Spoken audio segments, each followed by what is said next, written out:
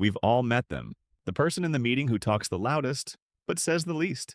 The relative at Thanksgiving who's an expert on everything, despite knowing nothing. The internet commenter, absolutely certain of their outlandish claims. You roll your eyes, you sigh, you think, how can someone be so confidently wrong?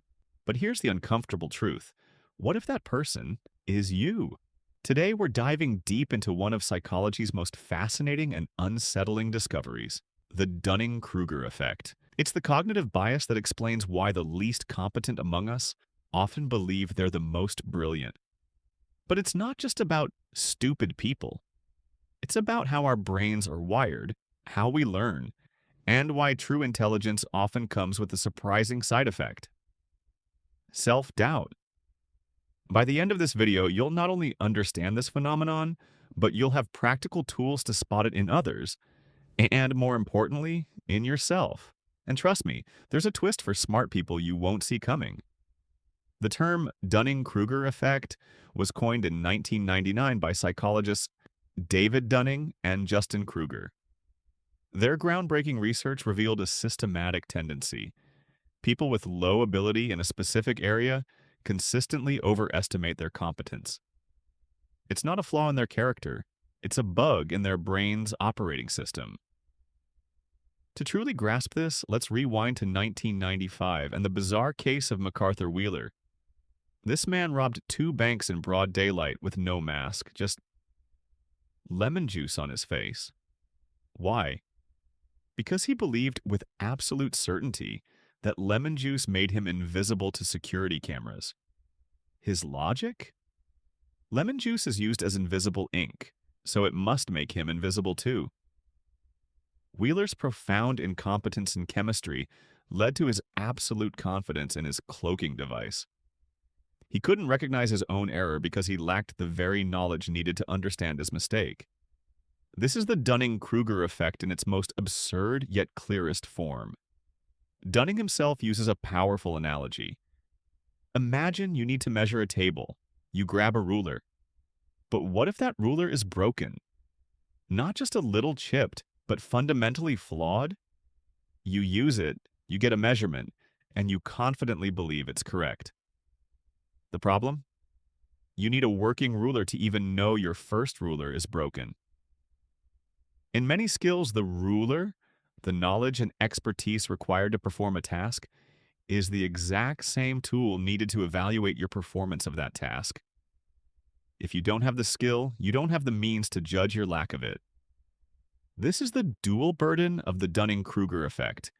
You lack the skill, and you lack the metacognitive ability to recognize that deficiency. This isn't a static state. It's a journey. The Dunning-Kruger curve visually maps this.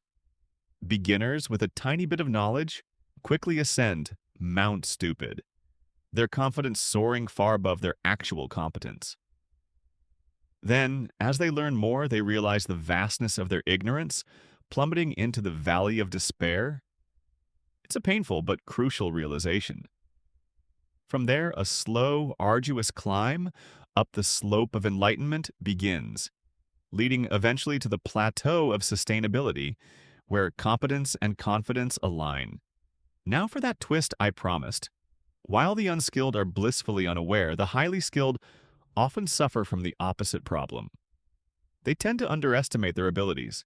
This is often called imposter syndrome, and it's a related phenomenon. Experts deeply aware of the nuances and complexities of their field assume that what's easy for them must be easy for everyone else. They see the vast landscape of what they don't know, while the novice only sees the small hill they've just climbed. In a classic study, 94% of college professors rated their work as above average, a statistical impossibility that highlights this better-than-average effect, but also the tendency of true experts to sometimes downplay their unique skills. This isn't just an academic curiosity. In our hyper-connected, information-saturated world, the Dunning-Kruger effect has real and often dangerous consequences. Social media algorithms amplify confident noise over nuanced truth, creating echo chambers where baseless opinions thrive. Think about the survey where 1,300 Americans were asked about vaccine knowledge. Those who knew the least about the causes of autism were the most likely to claim they knew as much as doctors and scientists. In healthcare, studies have shown medical students failing CPR tests, yet confidently believing they passed until confronted with video evidence. This isn't just annoying, it's a societal threat, eroding trust and hindering progress. So, how do we protect ourselves and cultivate genuine competence?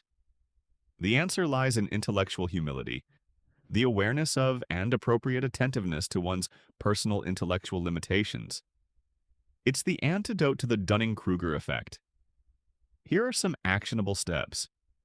First, embrace the acid test or the follow-up question. When someone makes a confident claim, especially if it feels too simple, ask them to elaborate. How did you come to that conclusion? What evidence supports that? True experts welcome these questions. The confidently incompetent often get defensive or reveal their shallow understanding. Second, seek diverse feedback. Actively solicit criticism from people you trust, especially those with different perspectives. Don't just surround yourself with yes men. This helps you identify your blind spots.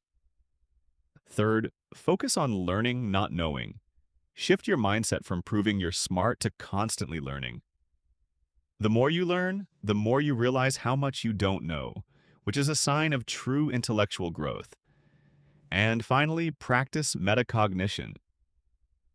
Regularly reflect on your own thought processes.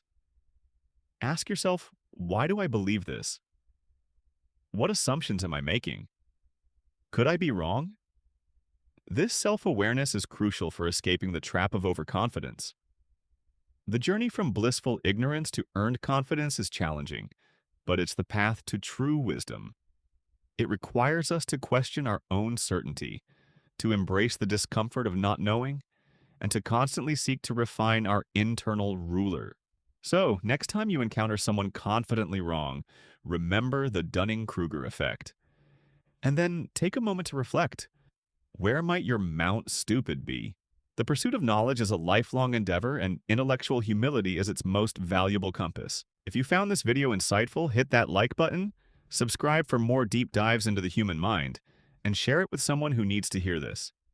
Maybe even that confidently wrong person you know. What are your thoughts on the Dunning-Kruger effect? Let me know in the comments below.